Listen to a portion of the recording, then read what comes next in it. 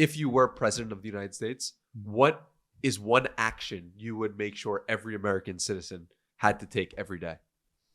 Well, as far as a daily action that Americans have to take every day, can you give me an example? Like, let's say you're a dictator, actually. Okay. So like you have the power. Okay, I understand the question now. Okay. Yes. So if I was president of the United States, okay, right? There's no more breakfast. Any of these breakfast restaurants, we're shutting them down. We're all fasting, non-negotiable, okay? There's no more loud chewing, okay? You're not allowed to be a loud chewer anymore. That shit drives me freaking crazy. We're going to set the sleeping temperatures to at least 64 degrees. Anything higher than that is pish posh. Okay,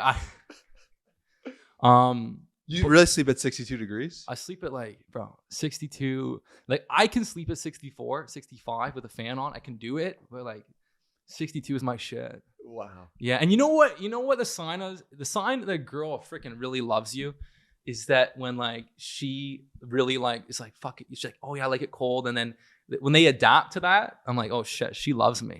When she's like, yeah, I like it cold too, and then they bundle up, just for me, a lot of strong cologne, perfume, scents, it bothers me. And if I find a girl's really falling in love with me, then she starts to be like, oh my God, this Uber had so much air freshener, it gave me a headache. They literally create the same thing as, I've seen it. Yeah.